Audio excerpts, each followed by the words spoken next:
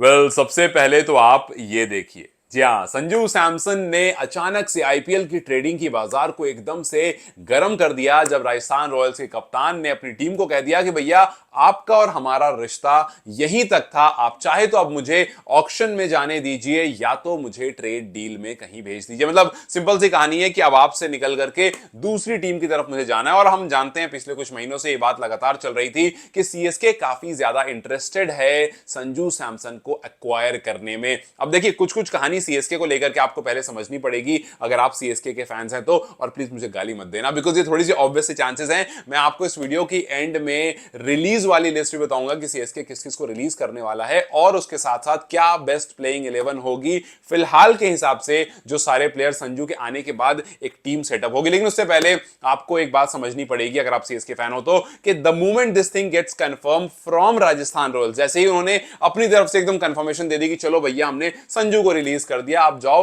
अब चाहे तो आप दो तरह से रिलीज करोगे, या तो आप उनको ऑक्शन टेबल में भेजोगे हमने रिलीज कर दिया, या तो आप उनको ट्रेड डील में भेज दोगे। अब अगर ट्रेड डील से वो, क्योंकि सीएसके इंटरेस्टेड है, सीएसके तुरंत ऑफर भेज देगा। अभी तक सीएसके ने ऑफर भेजा नहीं है तो सीएसके तुरंत ऑफर भेज देगा और तीन चीज का सोल्यूशन इस बार सीएसके को मिल जाएगा जो अकेले एमएस धोनी संभाला करते हैं। अब देखो एमएस धोनी ने अभी कुछ दिन पहले ये बात कंफर्म कर दी है कि भैया कप्तान इस टीम के ऋतुराज गायकवाड़ ही रहेंगे।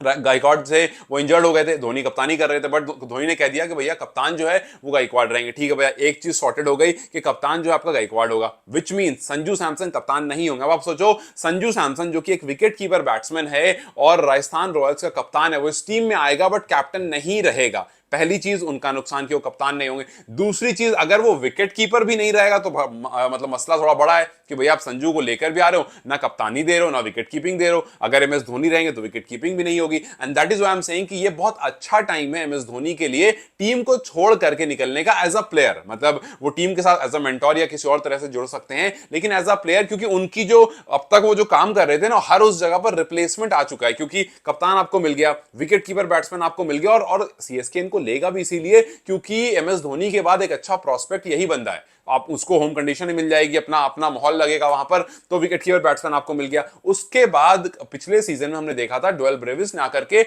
अच्छा खेला था, अच्छी पावरफुल हिटिंग करी थी, और वो इस टीम के लिए पांचवें छठे नंबर पर आकर के बहुत अच्छा लेट में आकर बल्लेबाजी करके मैच को फिनिश करने वाला अच्छा फिनिशर बन सकता है। और उसने उसकी झलक पिछले सीजन में दिखा दी थी।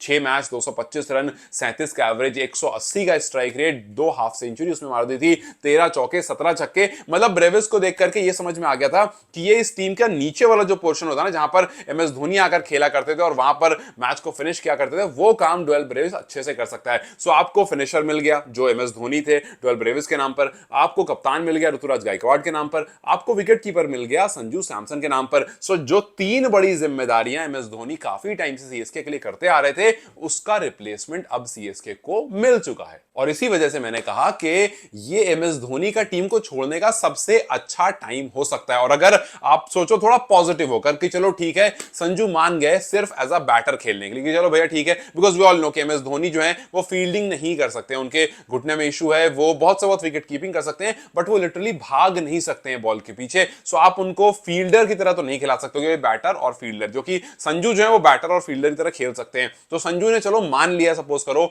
कि वो एज अ बैट्समैन खेलते हैं और एमएस धोनी एक सीजन और खींच लेते हैं, जिसकी मुझे लगता है अब जरूरत नहीं है क्योंकि अच्छा खासा आपने काम कर दिया है। यस, सीएसके फैंस को उनकी जरूरत है, ये मैं मानता हूं, क्योंकि सीएसके फैंस अभी भी तैयार नहीं है। और इनफैक्ट एमएस धोनी से अभी हाल फिलहाल में पूछा गया था जब वो एक कॉन्फ्रेंस में बैठे थे, और वहां पर उन्होंने कहा था कि डॉक्टर ने मुझे 5-6 साल और क्रिकेट खेलने की अनुमति दे दी है फ्रॉम माई आईज।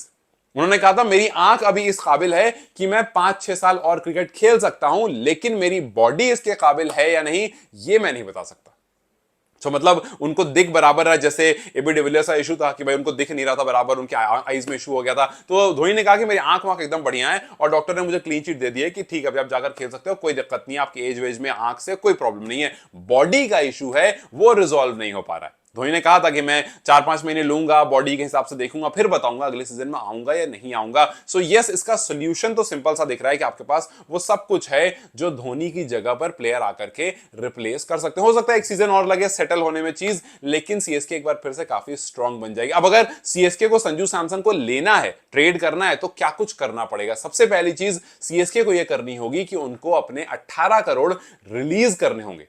बिकॉज भाई जाहिर सी बात 18 करोड़ छोड़ोगे तब तो जाकर के संजू सैमसन की जगह बनेगी। सो 18 करोड़ छोड़ने के लिए पहला ऑप्शन, अगर एम एस धोनी रिटायरमेंट ले लेते हैं वाकई, तो 14 करोड़ तो आपके पास ऐसे फ्री हो जाएगा, क्योंकि एम एस धोनी का 14 करोड़ है। दूसरा नाम जो है रवि अश्विन, आपने 9.25 में लिया था। आप रवि अश्विन को एक और सीजन, अब उनके पास वो कैलिबर नहीं दिख रहा है कि वो एक और सीजन कंटिन्यू करें आईपीएल जैसे प्लेटफॉर्म में। टीएनपीएल और आईपीएल में आप सबको पता है कि आसमान जमीन का फर्क है। तो आप आईपीएल जैसे प्लेटफॉर्म पर आकर के शायद 9.25 एक और सीजन के लिए अश्विन के साथ ना दो, उनको आप अपनी टीम मैनेजमेंट में किसी तरह से जोड़ सकते हो। सो यस, अश्विन एक और ऑप्शन है जिसको आप रिलीज कर सकते हो। लेकिन उसके आगे अगर आप बढ़ोगे, बिकॉज आपको अगर एम एस धोनी ने रिटायरमेंट नहीं ली तो जाहिर सी बात आपको और पर्स खाली खाली करना पड़ेगा। वैसे ही आपको मिनी ऑक्शन में अभी प्लेयर्स को पिक करना है। सो एक प्लेयर आप छोड़ सकते हो, राहुल त्रिपाठी 3.70 करोड़, लास्ट ईयर कुछ खास किया नहीं उन्होंने। दीपक हुड्डा को छोड़ सकते हो 1.7 करोड़, विजय शंकर छोड़ सकते हो 1.2 करोड़, डेविन कॉनवे की भी बात हो सकती है 6.7 करोड़ में। अगर लेट्स से कि इन प्लेयर्स को आप हटा देते हो,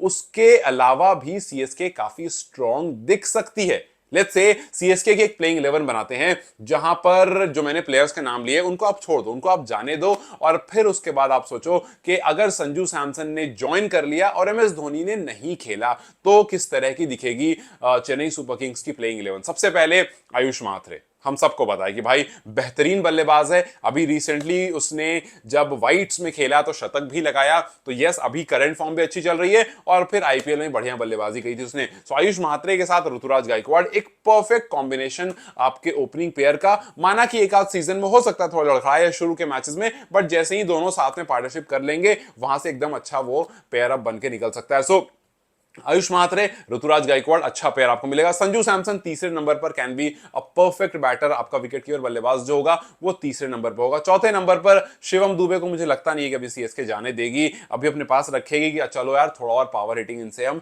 निकाल लेते हैं। हालांकि लास्ट सीजन शिवम दुबे ने काफी ज्यादा अपसेट किया था अपने फैंस को, बट आई एम होपिंग कि शिवम दुबे को सीएसके और मौके देगी, बिकॉज सीएसके मौका देने के लिए जानी जाती है। सो शिवम दुबे इस टीम में रहेंगे चौथे नंबर पर। फिर उसके बाद डोएल ब्रेविस हैं, डोएल ब्रेविस आकर के पावर पैक अपनी बल्लेबाजी यहां पर दिखा सकते हैं, या तो फिर एक पोजीशन और नीचे भी आ सकते हैं, but I think this is a quite a nice position for dual Brevis. तो डोएल ब्रेविस बाद आएंगे, फिर रविंद्र जडेजा आपके साथ हैं, उसके बाद सैम करन। आई थिंक कि सैम करन को टीम, हालांकि इनको लेकर के मैं थोड़ा सा डाइसी हूं, हो सकता है रखे हो सकता है ना रखे, बट चलो मैं इस टीम में फिलहाल सैम करन को रख रहा हूं, बिकॉज अभी और प्लेयर्स आने बाकी भी हैं। मिनी ऑक्शन में कुछ प्लेयर्स की एंट्री भी होगी, मैं फिलहाल करंट प्लेयर के हिसाब से बता रहा हूं आपको। सो रविंद्र जडेजा, सैम करन, उसके बाद नीचे तो खैर नूर अहमद, खलील अहमद और अंशुल कंबोज और मथीशा पतिराना को आप नहीं छोड़ोगे, बिकॉज ये वो प्लेयर है जिन्होंने आपको अच्छा परफॉर्म करके दिया है।